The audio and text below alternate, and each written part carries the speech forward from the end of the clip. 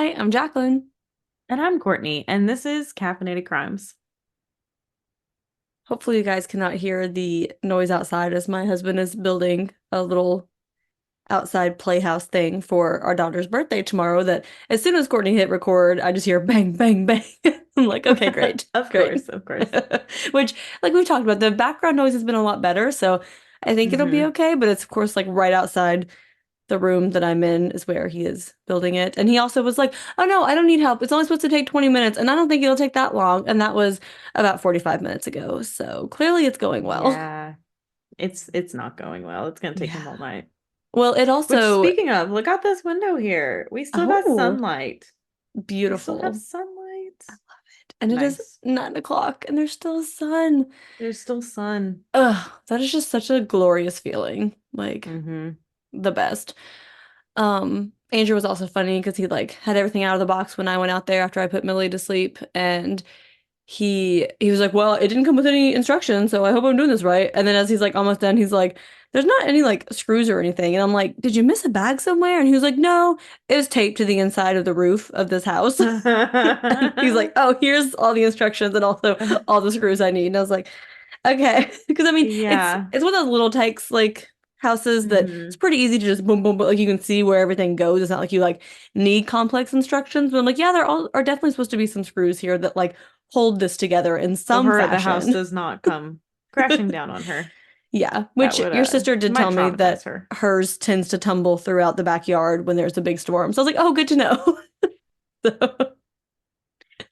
If you ever let her watch Wizard of Oz, then she can just live out Dorothy. She can just, yes, when it's storming, get in the house and perfect. she'll fly down and then be I love good. it. That sounds like a good time. Great, we've solved it. Yes. We also, if you guys remember from last week, put a real-time note into this week's Hmm. episode to remind you guys at the very top, in case you do not listen to our Perks of the week. yeah, I was gonna say just ranting, not ranting, but rambling. That's the word I'm looking for. But yes, the perk of the week that usually leads into a little bit of rambling, kind of like we're doing right now. But if you guys do not make it to that point, we've talked about several times already that we will be at CrimeCon as Hmm. of, In 2 days. yes, the week of this recording. So Yes.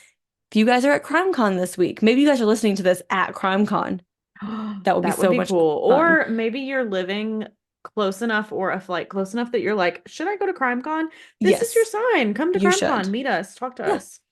Yep. definitely. So we are very excited. And like we said, reach out if you guys are going to be there because we would love to meet you. We'll have stickers for you, pins, whatever you guys want. Maybe not pins. Did we decide no pins?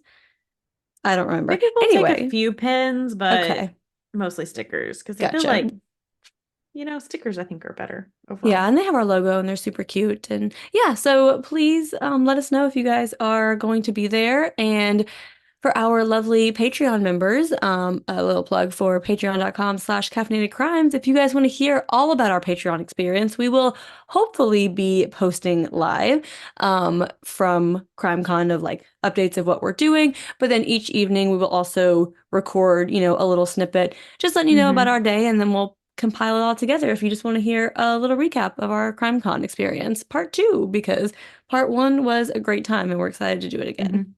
Very excited. Hopefully we'll ramble a little bit less so you can get through the episode a little quicker. But I Whoops. also just remembered as we were talking and put on my master packing list, um, the CrimeCon fanny pack. Yes, Well, it definitely should have need said that. caffeinated crimes fanny pack, but it's too late. It says CrimeCon fanny pack, and I'll know what it means. That's okay. That's what I kept saying CrimeCon shirt when I meant caffeinated crime shirt, and you knew what Yeah. I meant, and you just let Yeah. me go with it. Yeah. Yeah. I knew what you meant. Yeah. And They're both like, double C's. It's kind of confusing. yeah, basically like I'm going on a trip where I don't know where I'm going. Hmm. So I have to pack for that. And then I come back to Nashville and I don't go home. So I have to have my secondary bag packed and like switch over the essentials. And then I go to CrimeCon and then I come back and then I go on a work trip. So I won't be tired. But Yeah. and well, I think I'll be rested until the work trip and then I'm gonna be annoyed. But before that, I feel like I'm gonna be having a great time. I feel like this week is like the stressful part of that because you're like, okay, I have to do all this packing, I have to Yeah. finish work, I have to get this done, and then you're like, okay, now I get to like relax for a little bit. And then like you said, like Hmm. then when you go to the work trip, then it'll all hit you that you're like, I'm exhausted and ready to be home. Yeah. Yeah, but I'm very excited also because I don't know if you saw the CrimeCon schedule, but we will be there Thursday to pick up our stuff. But I don't think the first thing is until like noon on Friday. Yes, I saw So we don't that. have to get up at like 6 a.m. Yes, we can chill for a little. So we get to relax Thursday night and Friday morning Yeah. And before I our hope busy we can enjoy weekend. the pool, but I'm scared about the cicadas Yeah. Stay because tuned to I've hear seen about some that. videos that are pretty terrifying about these Yeah. cicadas, and I don't fuck with cicadas. So Yeah, we may be inside the entire time and not, yeah, have to worry about it. We'll just relax that's in true. our bed in the hotel. I mean, sounds like a dream, I mean, honestly. it really is. Like we had so much fun doing it last time. So, Yeah, we consumed true crime all throughout the day and then laid in bed, watched Netflix, and watched more true yes, crime. So, like you do. yeah. We are double recording tonight because of all these aforementioned trips that we are going Hmm. on. And so my husband's like, well, why don't you just record like in the hotel room? Like, what else are you going to be doing? I'm like, watching other true crime documentaries in bed, obviously. Like, It's can't a be work recording trip, a but not that podcast. kind of work trip. No, like, we're not going to be recording a whole ass episode over there. No, Okay, that's just too much. that's too much. You don't know how the quality is gonna be. Yeah. We'll have to do it on one mic, which is never good. Hmm. We're never good at recording in person because if you think we're giggly and slap happy over Zoom, when we get in person and I can like feel your shoulders shaking of you trying not to laugh, gone. I say at least via Zoom we can mute ourselves or turn off the camera like we've done a few times. Yes. Cover ourselves. Yes. But yeah, in person, no, we're just stuck. All So bets are off. it'll just take But us 3 hours to get through an episode, which, it's just slightly longer than yeah. normal. But speaking of, I think we are, Ready to get into this episode. yes, I didn't want to say we don't have any updates because every time I do, Courtney's like, well, actually. So I was like, oh, I'm gonna let her say that. Not really off the top of my head. I've been Perfect. slacking. Again, like I said, busy. Got a lot of stuff coming up. So Yes. our sources for this episode are a Forensic Files season 7 episode 36, Shadow of a Doubt. The York Daily Record, an article from them, and the Find a Grave website. So in October 1997, Jennifer Myers was found murdered in her store in Spring Grove, Pennsylvania. Prosecutors were able to convict a man, but was he actually the murderer? Here's another episode of Did Forensic Files Get It Right? Your guys' favorite little series that is making an appearance like again soon. Yes. Very excited. So Jennifer Myers was born on September 26, 1953, and she was a well-known picture framer in Spring Grove, Pennsylvania. And she did own a store, and it was called the Gray Fox Gallery. She was married to her husband, Stephen, and she was a mother as well, but unsure of how many children.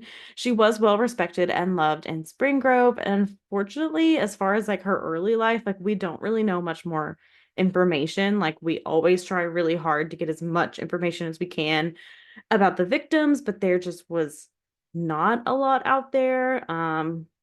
It doesn't help it's a very common name as well. So just not a lot of information out there. But from everyone in the Forensic Files episode, like she was very like talked very highly about. Hmm.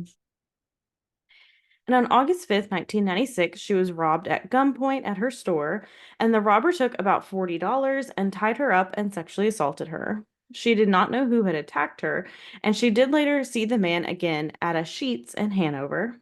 She identified him as Kevin Brian Dowling, and a trial was set to start soon in 1997. And since then, her husband Steve stopped in every afternoon on his way home from work at a local factory. So, because she had been attacked at her store, every day on his way home from work, he would like check in, come meet up with her, just kind of be there as a little support, since I'm sure it's kind of scary to be in your store after you've been attacked in it. And on October 20th, 1997, Steve got there in the afternoon around 3 p.m. and found Jennifer shot in the face. So he called 911. And when police arrived, Jennifer was dead behind the counter and had been shot 3 times. A few employees in stores nearby said they heard popping noises a few hours earlier around 1 p.m., but none of them thought it was like gunshots, though. They were like, we heard these noises, but we didn't really think it was gunshots. But it's probably also one of those small towns where you're like, there's no way that could be gunshots. Yeah. Like that's not your first thing that you jump to. You're like, well, I Hmm. mean, yeah, maybe, but it probably wasn't because that would be so far-fetched, you know. Yeah. And now, like, that happens all the time here. We're like, was that a car backfiring? Was it gunshots? Was it fireworks? But I'm not calling the police or thinking anything more of it anytime I hear it, you know? Yeah. So several witnesses saw a man with long black hair running from the shopping center around 1 p.m., and he was wearing light blue jeans and a blue plaid flannel shirt.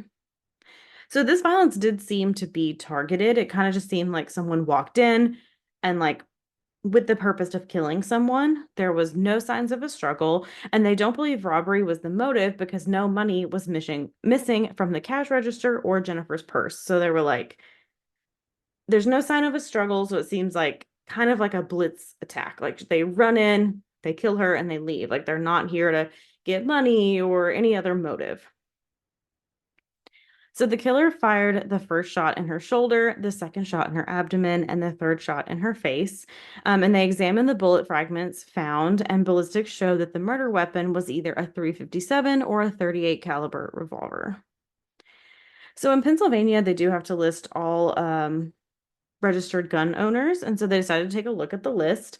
And Steve Myers did own a 357 gun. So Steve did turn over the pistol for forensic analysis as soon as they brought it up. He was like, "Yes, here, please, that's my gun." They tested the bullets and found the gun was not a match to the murder weapon, and he also didn't resemble the man seen running earlier. And police also confirmed he was at work when the murder occurred, so police ruled him out. So police did have another lead. So Jennifer was murdered one day before she was supposed to testify in a case against 40-year-old Kevin Dowling. So if you remember, Kevin Dowling was the man that Jennifer claimed had robbed her at gunpoint a year earlier. So they do kind of have a possible motive because they're like, she's about to testify against you. So pretty good Yeah. motive. Yeah. And he also had the opportunity because he was free on bail on October 20th. So however, Dowling said he had an alibi. He was fishing on a boat in Muddy Run Lake, and this alibi was confirmed by his wife. So his wife was like, "Yeah," said he went fishing. And he also had evidence to support his alibi because he made a home video of his fishing trip that day. So the video was recorded with time and date stamps, and the tape showed him fishing from 10:40 a.m. to 4 p.m.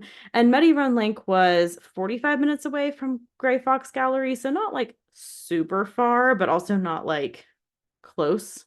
You know, kind of that in between. Yeah. And he also had store receipts for fish bait, food, and the boat rental. So police felt the video was like pretty odd because they're like, I don't know, this is like 19, what did I say? 97? Yeah. This is like before like vloggers and recording yourself Like, why are and you all that. recording that long of a fishing trip? Like, that's kind of Yeah. interesting. So Dowling's family confirmed the tape was made on October 20th because his wife Joanne also said that when he came home, they ate dinner together and then actually watched the tape together. Like they all sat down and watched it.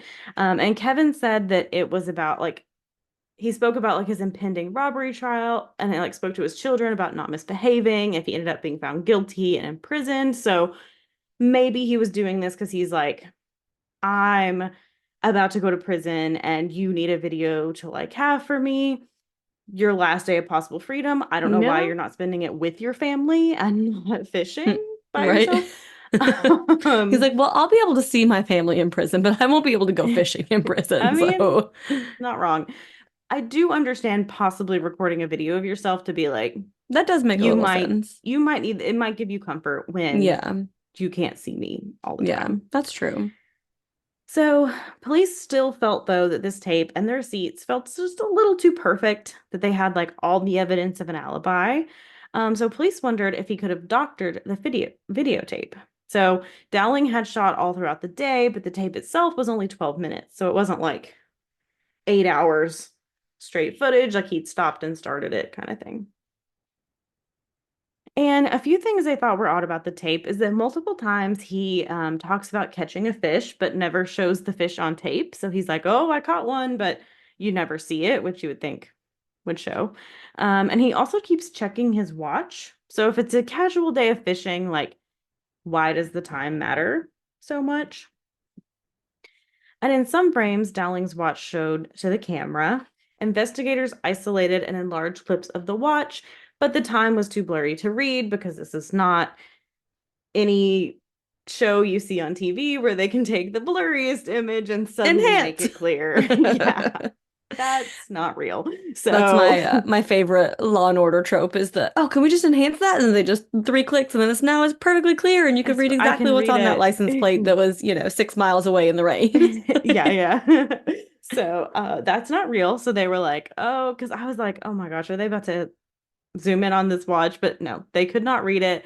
They even asked the FBI if they could run a digital analysis on it, but the video quality was just too poor to run. So they could not see what time was on his watch.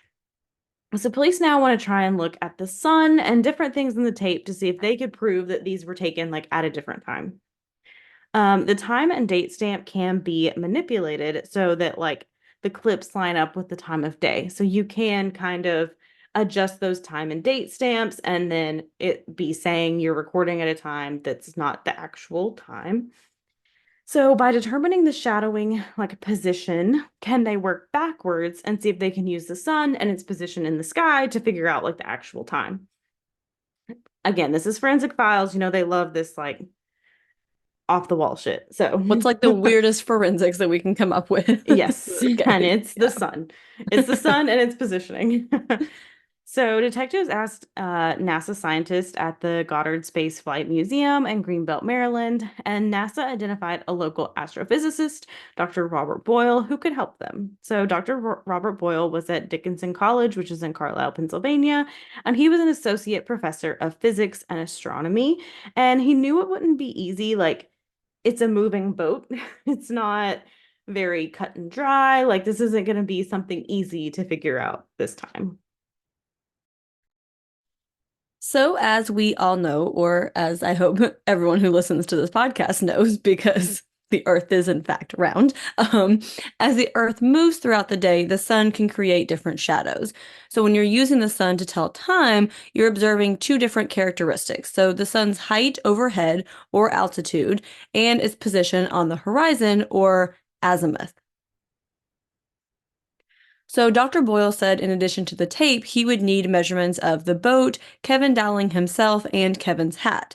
He also needed the magnetic north compass heading of the boat when the videotape was shot. So police took Dowling's boat on the lake and identified the exact location. Then they identified the heading of the boat with a compass, and they felt they had accurately measured 7 of the 8 frames that Dr. Boyle had given them, and they used a plus or minus 5 degrees for each one just to account for inaccuracy.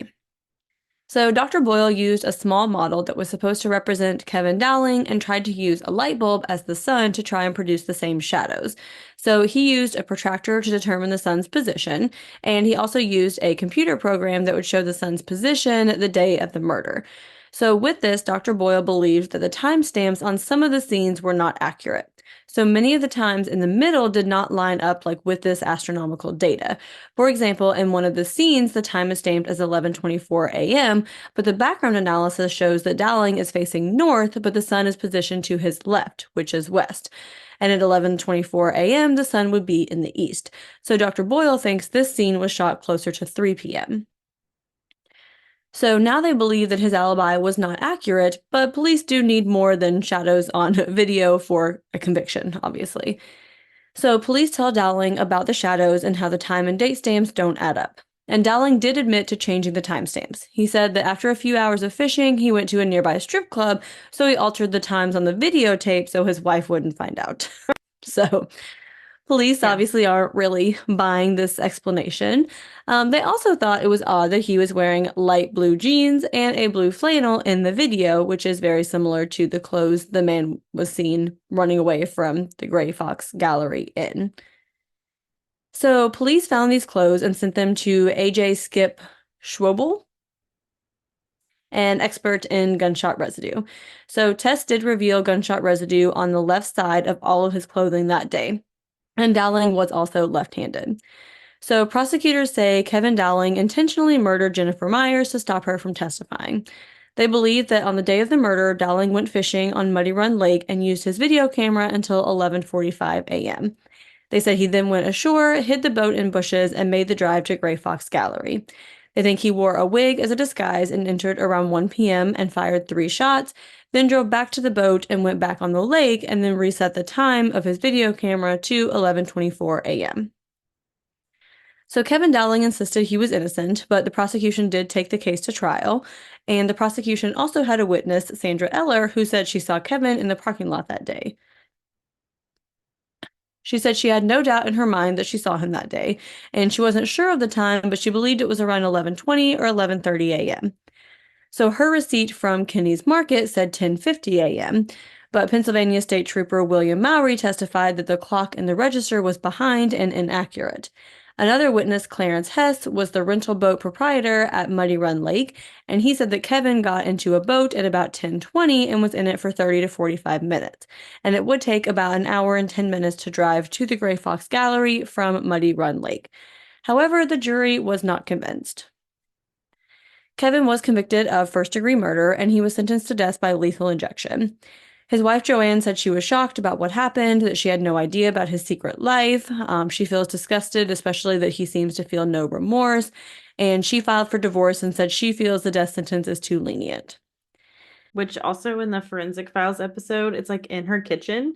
She just had up like the divorce decree like on Oh, her kitchen wall, like hanging up their wow. divorce papers. So She was she like, was done, she was done. like, fuck this man. Wow. However, it came out that the part they talked about at trial, that the clock in Kinney's Market was off, was not accurate. The clock was accurate, so that information was not true. So the time would have been the 10:20 would have been the 10:50 that her receipt showed. So that would have been accurate. So they do believe that Sandra Eller may have been mistaken in her identification of Kevin. And on February 22nd, 2022, more than 24 years since Jennifer's murder, Judge Robert Eby granted Kevin a new trial. So he made this decision based off of the defense attorney being ineffective and the prosecution not turning over exculpatory evidence and presenting false testimony about the receipt from the supermarket. And if Clarence Hess's testimony is correct, the earliest Kevin could have gotten to the shopping center is 11:50, which is an hour after Sandra's receipt time. Unfortunately, we cannot find any further updates than this about when this new trial will be, which I mean, that was a little over 2 years ago, so you would think there would be kind of some I would movement at think this point. something. I even tried to look up like, like we can find like federal prison inmates, Yeah, nothing. Like Kevin Dowling in prison, but like every article was from like February, March 2022 about him getting a new trial and nothing else. And I couldn't hmm, find anything. interesting. Currently, Kevin is still in the State Correctional Institution in Phoenix, and that is the murder of Jennifer Myers. Which is like so sad if he like didn't do it because it's like, then Yeah, who did? that's the thing And too. it's It's like, so these were two like stranger, like the robbery and assault against her, and then also her murder, are both two stranger interactions, it seems like. Like, it doesn't seem like she had any, prior involvement with anyone involved. So, like, for you to have two random attacks against you in such a short yeah. time frame would just be what, like, that happens so rarely anyway. And for it to happen to the same person twice in a year by two different people, like, that just feels very, Yeah. And like I know that possibly the like identification like could have been wrong, but like if the Forensic Files episode is correct, they found like gunpowder residue on his clothes. So how do you explain yeah, that? Because when you're fishing, exactly. you don't really need a gun. Yeah. I just I don't know. It I don't definitely know on sounds this like one. one of those cases where he probably did it and he just needed a new trial because the information Yeah, because I think presented it's like wasn't, they're saying the state trooper lied about the yeah. like the receipt time being Hmm. wrong, and that also his defense attorney like did not do what they were supposed to do. Like there was like this Yeah. whole article about it, but it was kind of hard. It was very like legal Hmm. jargon, so it was kind of like hard to digest. Hmm. But it was just kind of being like they didn't his defense attorney just did not represent him like he should have been, but also the prosecution may have not turned over like evidence, and also the receipt from the supermarket could have been wrong. Yeah. So it's your your big part of the trial is like Hmm. wrong. Yeah, 'cause that's the thing. It's like if you can't prove someone did it, then legally they didn't do it. So you kind of have Yeah. to, and just so sad for like Jennifer that we know so little about her and her Hmm. life before this, you know? I know. It was just, and like the family wasn't really interviewed on the Forensic Files episode of like her Hmm. family. So I was kind of hoping like a lot of times on Find a Grave, like there'll be like a little Yeah. synopsis about them. Nothing. I couldn't find any of Mm, that. So that's sad. yeah, very, very sad and just so tragic that she just was murdered for whatever it was. It appears very random and for no reason. Yeah. Yeah, that is very sad. And And for our awkward transition, Courtney, what is your perk of the week? so my perk of the week is that my husband and my podcast partner, best friend, threw me a surprise birthday party this weekend that I Yes. was completely blindsided by. If I'm being honest, I was thinking, I was like, so many people have done like surprise parties for like Hmm. people for their birthday. And I was like, it's not gonna happen with me. I would see it coming, but I think I was so hyper fixated on this like surprise trip that's coming up Exactly. Hmm. straight straight over my head. Yep. Which is part of the So reason why we like did it before. 'Cause we're like, she won't see it coming. It's like a week and a half no. before her birthday. She's not gonna see it coming. I didn't at all. We were supposed to, I thought we were doing makeup Mother's Day. And then Kevin was just like, we're not doing that. I was like, well, what? Like, I was so thrown off. And then Uh-huh. it was this nice little scavenger hunt where I got to like go down Sevier and like take shots. Hmm. Got tipsy a little quick because empty stomach and the It was like excitement. noon. Yeah. Yeah. Um, but all my friends and family were there to surprise me, and it was so fun just getting to be together. And I don't know, it's like weird being like to celebrate me because I'm like, it's weird. But it was super fun, and that man, I got lucky with husbands, and Hmm. I don't deserve him, but he's pretty great. So He is. He's a good one. We'll keep he's him around. I'll keep him around. I somehow tricked and trapped him into marrying me, so I'm gonna hold on to him tight as long as I can. I don't know.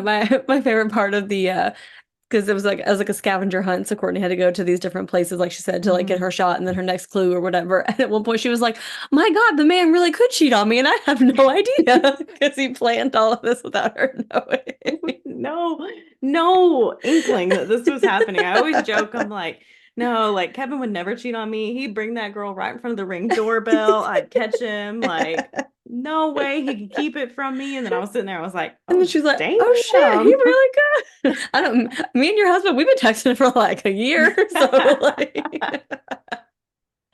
oh Actually, we were man. gonna have to go on Maury because who is the father? Is it Kevin or Andrew? Oh gosh, I mean, if she comes out with red hair, I think that might And be. short. They're like, she's gonna be like 5'2". Like, wait a minute. Like, hold up. Hold on here. Something's Oh, not right. Oh, that's so funny, but it was great, and it definitely shoofed right over my head. No clue, not a clue. But it was so fun, and it was so yeah, awesome, it and was I a love good having time. all my people in one spot. So Yeah, it was nice. that is my perk of the week. Jacqueline, what is your perk of the week? So I'm gonna have a two-parter perk of the week. So, but Courtney already talked about my part one, so I don't really have to like discuss it, but I just did want to, mention that. And also the fact that we were actually able to keep it a secret for so long. I'm very proud of us. Mm-hmm. that it all That's came impressive. together. I also, for my part two of that, we had my daughter's birthday party the day before Courtney's birthday party. And so a lot of the people at her party were also going to Courtney's. And so like I texted everyone like that morning and I was like, do not forget that tomorrow Courtney's party is a surprise. So do not tell Courtney you're going to see her tomorrow. Because I see everyone like leave and be like, oh, well, we'll see you tomorrow. And you're like, what do you mean? So I was like, What? no one, not forget. Um, but yeah, so the second part of my two-parter, which was the first part of my weekend, it was a busy birthday weekend. I mean, a lot going on. But we had my daughter's third birthday party, which also just does not feel real Crazy. here in like 2.5 hours. It will be her third birthday. And yeah, but she wanted a Disney princess themed party. So she got a Disney princess themed party and she got to wear her Rapunzel dress and be the center of attention, which she loved, and saying happy birthday to herself, which she was so excited about. It was And so funny too, because she was looking around at everyone, like who was she singing. Like every line, she was looking at a different person, being like, they're all she's like, singing this to is for me. me. This is for me. And then she was so excited to blow out the candles, which Andrew told me later. He's like, could you tell that I blew them out? And I was like, no, I had no idea. He was like, yeah. He's like, after the third time, he's like, this isn't going, it's gonna work. I'm gonna help her out. So, um, but yeah, it was a lot of fun. And then, my friend Katie works for the local like princess party organization and was, chauffeuring Cinderella around that day. So they got to bring her by for a little surprise appearance. So obviously my daughter was very excited about that and has not stopped talking about it since then. Cinderella. It was so Cinderella! cute. And she's asked to see the video 800 times. Like, I don't know how many times I've watched that video. hmm And Cinderella gave her a Cinderella hairbrush. So, of course, we have to use that 18 times a day now. We've never brushed her hair so much. It's going to be so shiny. Yeah. She won't have bedhead anymore. It'll That's just be true. I know you're used to it just being like a total mess, but it'll it's just gonna all be be gone because she's overbrushing it. you're gonna brush it all out. But yeah, it was just a very nice weekend, a very busy weekend, but a very nice weekend, and got to celebrate all of my favorite girls, and just a great time all It around. was. It was a good weekend. It was a very good weekend. Also, poor Millie keeps asking when your birthday party is, because like we told her that she was spending the night with Pappy because we were going to Courtney's birthday party, and now she's been like, "Are we going to Courtney's birthday party now?" And I was like, "Oh yeah, totally." Well, she can come Friday. So That's true. then She's gonna come for dinner on Friday, so we can tell her that was your that'll whole party. be, yeah, we'll say that's my party. And then she's like, and now it's Courtney's birthday party. And I'm like, yeah, change the subject real quick. Yeah, Yeah, yeah. go get your Cinderella brush. Yeah, it was funny when I hugged her to tell her bye, and I was like, "Happy birthday!" And she was like, "Happy birthday!" And I was like, "Well, you're not wrong." Yeah, you're like, it does work this time. Yeah, she did have to tell everyone else happy birthday when they were like, happy birthday. And she's like, happy birthday. So funny. Oh man. So yeah, if you want to tell us about your husband and best friend surprising you with a birthday party or your daughter's birthday or all the things, like we like to know if you're going to be at CrimeCon, again, let us hmm know. Let us know your thoughts on this case, all of those things. Our information is in the show notes. And again, patreon.com/caffeinated crimes, where you can chat with us on Discord about all of these things and have bonus episodes and listen to have a live follow along live to our CrimeCon hmm experience and then get a lovely little recap And after. hopefully they'll all actually post when they're happening, Hopefully we unlike have better last cell phone year service this where time. halfway through it just stopped for no Yeah. reason. We'll Didn't do have our service best. anywhere. Yeah. And then if you wouldn't mind to give us 5 stars on Spotify, on Apple Podcast, anywhere that has a rating system, like, subscribe on YouTube, that would be greatly appreciated. But in the meantime, go have a cup of coffee. And don't commit a crime.